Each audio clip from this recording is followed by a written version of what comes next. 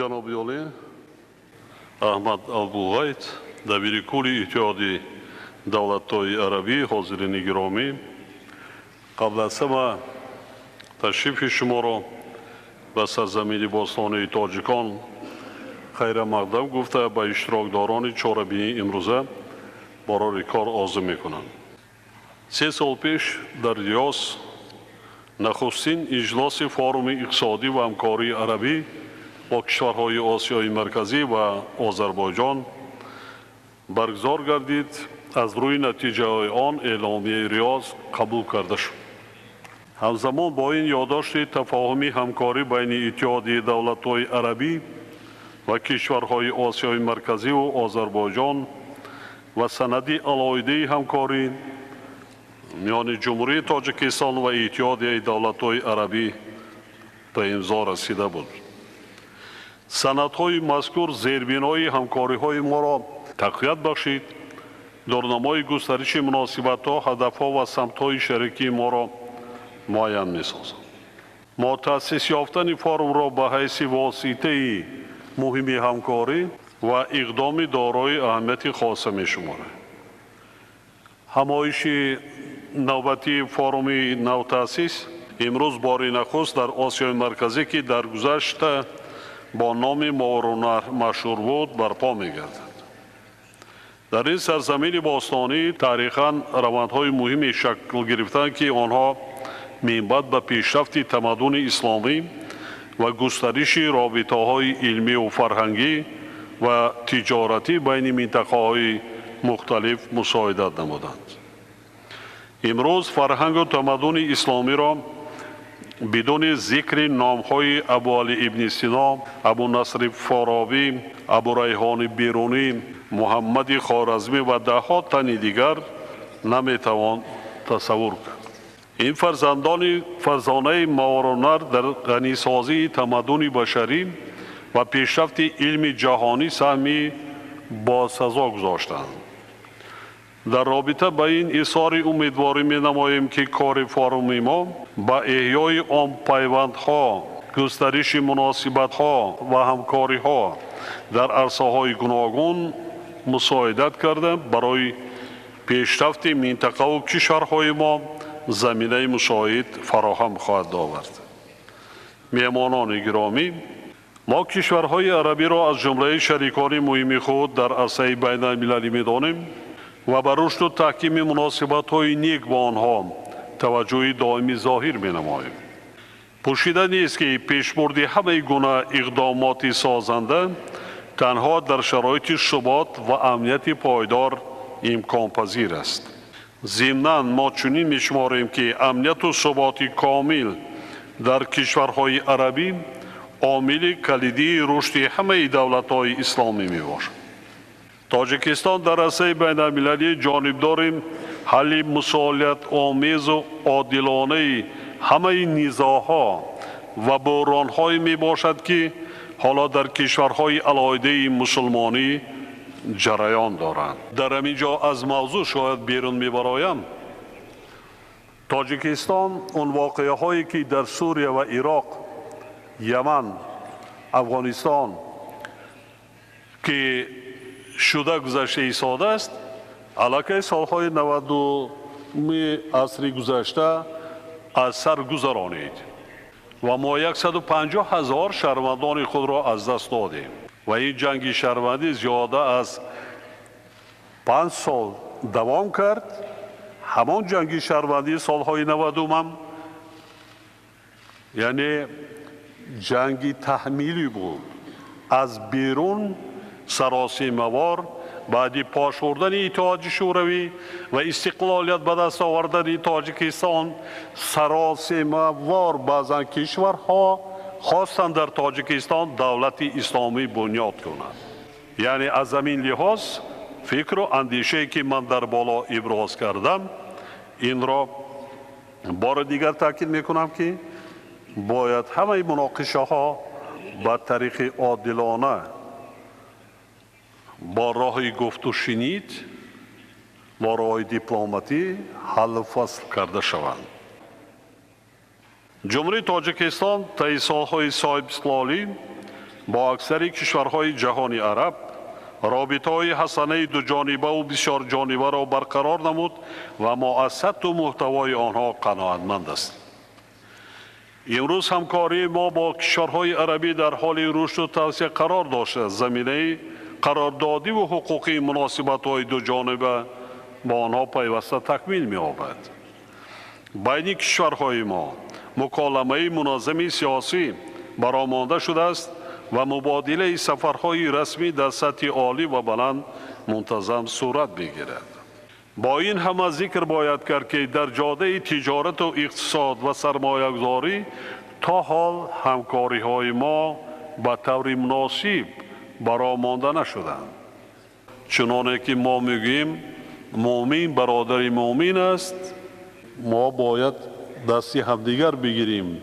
من در یکی از جلسه های کنفرانس سازمان اسلامی در مکه منوره که فوری بعد حادثه های سپتامبر امریکا شروع شده بود، فکر و اندیشه های خود را گشاد و روشن ابراز داشتم و امروز هم بار دیگر میگویم که ما باید با کشورهای مسلمانی قریب اکثریت کشورهای آسیای مرکزی فیصد اساسی آنها را که مردم مسلمان تشکیل میدهند باید مناسبت های نیکبینانه داشته باشیم و مخصوصا برای رشد و علم و معارف جهان اسلام، رشد تکنولوژی حاضر زمان، ترقیات پیشرفت جهان اسلام باید هم قدم زمان باشیم. ما باید یکدیگر را کمک نماییم که کشورهای اسلامی چه کشورهای عربی که بیشترشان از لحاظ اقتصادی پیشرفته و ترقی کرده امکانیت‌های مالی خوب دارند، باید به دیگر کشورهای رو به انکشاف صافدلانه و کمک بی‌غرض نمایند. امروز حصه کشورهای عربی در حجم عمومی تجارت بیرونی تاجیکستان همگی 1.5% را تشکیل می‌دهد و این در حالی است که ما کشورهای عربی را به حضور بیشتر اقتصادی، اشتراک فعالانه در سرمایه‌گذاری و استفاده مشترک ذخیره‌های فراوان طبیعی تاجیکستان پیوسته دعوت و تشویق می‌کنیم. مشاهده می شود که اکثر دولت‌های پیشرفته عربی در سمت تجارت و سرمایه‌گذاری ها توجه بیشتر به دولت‌های غرب دارند. ما کشورهای عربی را رسما شناختیم، اعتراف کردیم با همان شکل و شکوه، با همان ساختار دولتی که هستند. ما مداخله به سیاست یگان دولت کدام کشوری که نباشد به شکل و ساختار آن یگان سوالی نداریم. باید کشورهای عربی و جهان اسلام، کشورهای آسیای مرکزی بخصوص تاجیکستان را نیست که کشور ما دموکراتی، حقوق بنیاد و دونوی است، با تمام ساختار و شکل و ساختار دولتی و مردمش و فرهنگش احتراف نماید و همکاری های بی‌غرضانه داشته باشید. یگان جای پنهانی نیست. جنگ های در جهان اسلام امروز که بین کشورهای خود مسلمانی است، جنگ های مذهبی است که این بسیار ضربه جانکاه به آب و روی و مرتبه جهان اسلام و دین مبین اسلام که اینقدر دین پاک و بی‌آلایی است، ضربه جانکاه زده ایستاده است. ما یگان وی نداریم. من در همان کنفرانس هم ابراز داشتم و تکلیف کردم که یک فاند مخصوص در نزد بانک اسلامی تأسیس داده شود و کشورهای ترقی کرده جهان عرب به این فاند حصه گذاری نمایند که از این فاند به کشورهای رو به انکشاف جهان اسلام کمک های بیشتری اقتصادی و مالی امتیازناک برای پیشرفت و ترقیات و بهتر کردن سطح زندگی مردمشان کمک کرده شود. بله، ما می‌دانیم که مبلغ‌های کلان کشورهای عربی در غرب، در امریکا و دیگر کشورها نگاه می‌دارند. حالا که ما می‌توانیم 10% یا 5% آن را به رشد و پیشرفت جهان اسلام، کشورهای عربی و دیگر کشورهای مردم مسلمان اگر روانه سازیم، در 10-20 سال آینده جهان اسلام، کشورهای عربی، همکاری‌های کشورهای مردم مسلمان چقدر پیشتر و خوب و رو به انکشاف می‌آید. این را همچون یک خواهش و درخواست دوستانه و برادرانه من است. این یکم اظهارات من نیست. این فکر و اندیشه ها را من حتی سالهای پیشین تاجیکستان که یک کشور اولین سابق شوروی، اولین کشوری هست که اعضای سازمان کنفرانس اسلامی گردید و این فکر و اندیشه ها را در سطح رهبران دولت ها یک بار و دو بار من بیان کرده بودم و تاریخ نشان داد. سالهای آخر که چی است؟ که دوست است، دوست حقانی است، کی دوست جانی است، کی دوست نانی. در برابر این دولت های ما از جمله جمهوری تاجیکستان در ساحه‌های مختلف امکانات و اقتدارهای بزرگی همکاری دارند که می تواند آنها را در اساس منطقه‌های متقابلا سودمند در همدستی با دولت‌های عربی استفاده نمود. من به حیث پرزیدنت تاجیکستان هنگام ملاقات با راهبریت و هیئت‌های گوناگون کشورهای عربی چی در سطح دو جانبه و چی در دایره سازمان‌های بین‌المللی بارها این نکته را تاکید کردم. مسلم است که یکی از عامل‌های مؤثر رشد همکاری‌های اقتصادی و تجارتی فراهم ساختن فضای شفاف و مساعد برای سرمایه‌گذاری و صاحبکاران میباشد. تاجیکستان جهت فراهم آوردن چنین فضا پیوسته تدبیرهای ضروری می‌اندیشد. با این مقصد اکثر سندهای معیاری حقوقی تاجیکستان در سمت تجارت اقتصاد با معیارهای بین‌المللی مطابق گردانیده شدند و کار در این سمت ادامه دارد. در قانونگذاری ما با مقصد بهبود بخشیدن به شرایط سرمایه‌گذاری زیاده از 70 نمود امتیاز برای سرمایه‌گذاری و 240 نامگوی سبکی‌ها در بخش انداز پیش بینی گردیده است.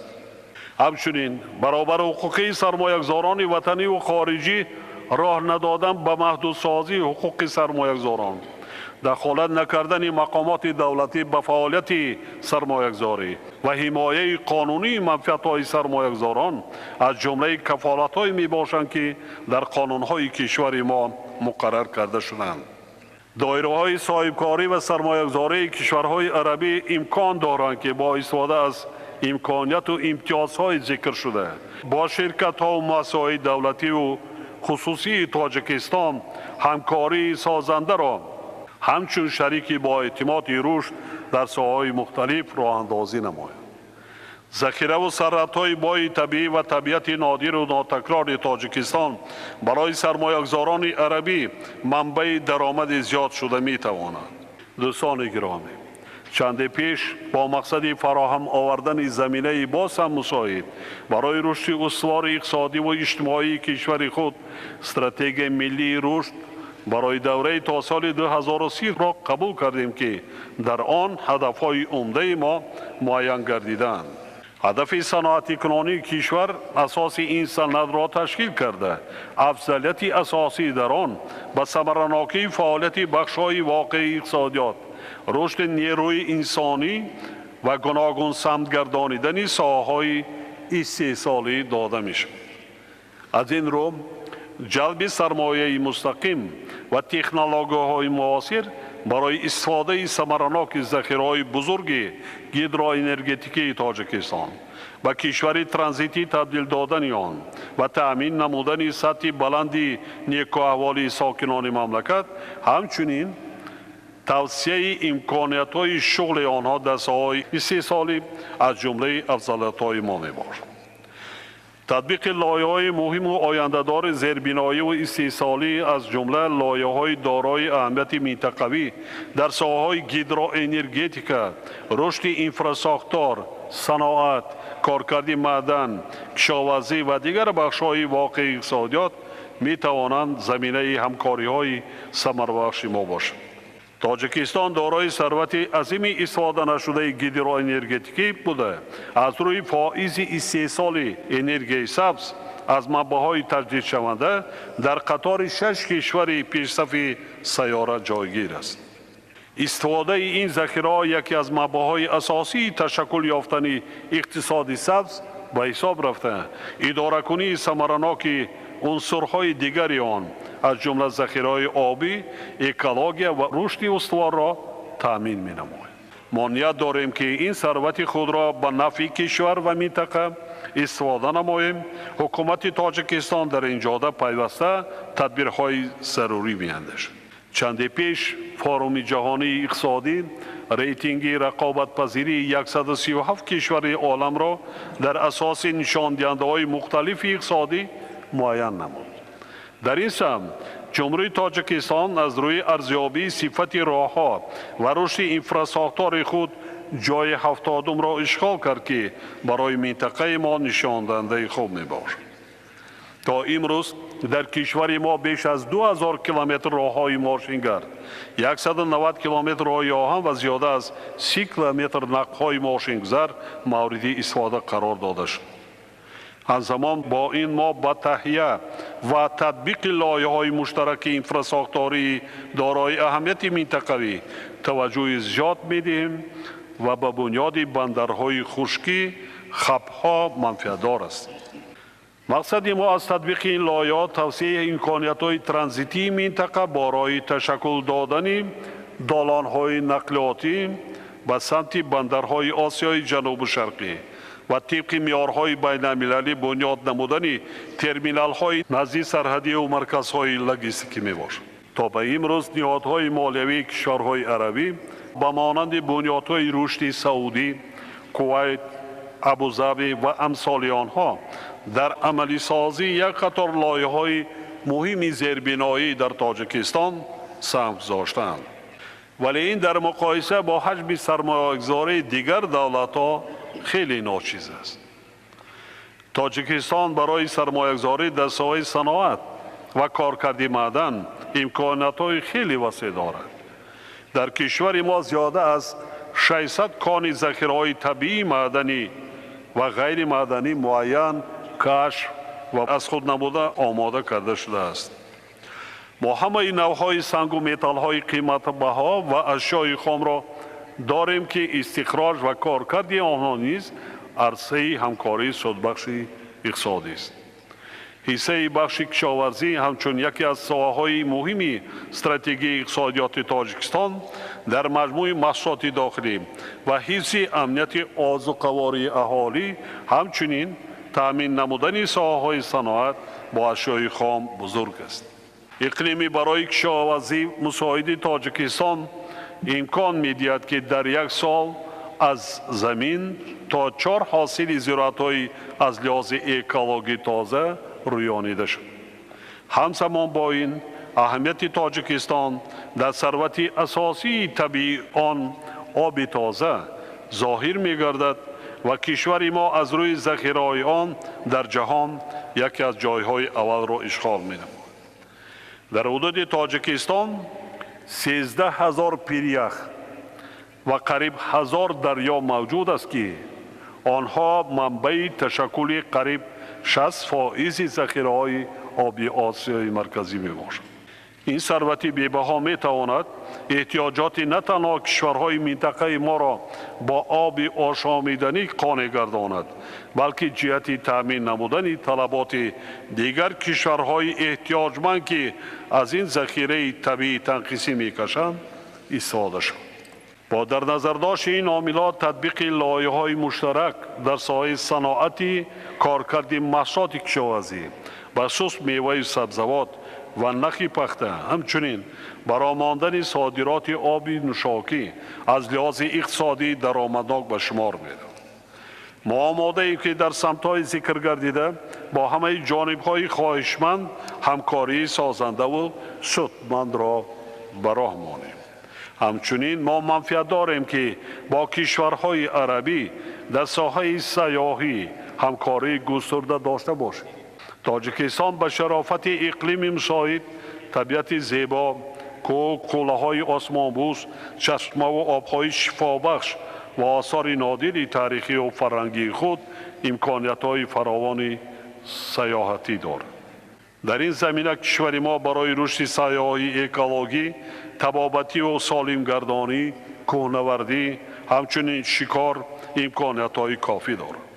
در تاجیکستان برای فعالیت در ساحه سیاحی نیز یک قطار سبوکی و امتیازها پیش بینی شده.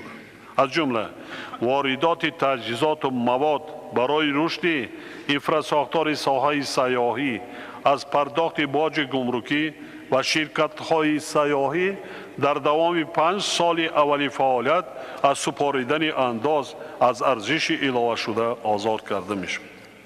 علاوه بر این ما نظام روادید الکترونی را جاری کرده برای شهروندان زیاده از 80 کشور ترتیب ساده کرده شده روادید را عملی نمودیم.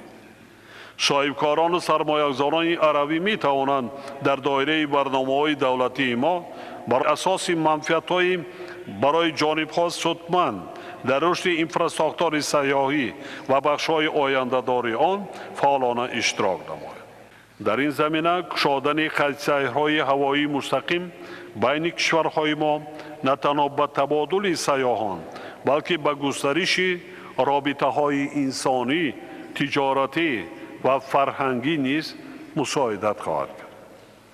حاضرین گرامی، مشترکات تاریخی و دینی مردمان کشورهای ما برای تحکیم و گسترش همکاری‌ها در ساحه‌های گوناگون زمینه‌های مساعد فراهم آورده. ضرور است که ما از این مشترکات به خاطر رشد جامعه‌های خود، تأمین صلح و آرامی و پیشرفت کشورهایمان به طور ثمره بخش استفاده نماییم. در ارتباط با برگزاری چندین ملاقات و مشورت‌ها و صحبت و واخوری‌ها ضرورت گذاشتن به کارهای عملی را مخصوص تاکید نموده امیدواریم که این روند نتیجه‌های برای همه جانب‌ها نیک خواهد داشت. تاجیکستان در روند رشد همکاری‌ها نقش مکالمه منتظم، مبادله بازدیدها، همکاری سیاسی و هماهنگسازی موقع‌ها را با کشورهای عربی در چاره‌بینی‌های بین‌المللی و منطقوی مهم ارزیابی می‌کند. اطمینان دارم که واخوری امروزه آغاز بخش فکر و اندیشه‌های جدید و تطبیق لایحه‌های نو در جاده منبت هم گسترش دادن همکاری‌ها به نفع مردمان کشورهایمان خواهد گردید و همه شما در کار فورم امروزه موفقیت می‌خواهم. سلامت باشید.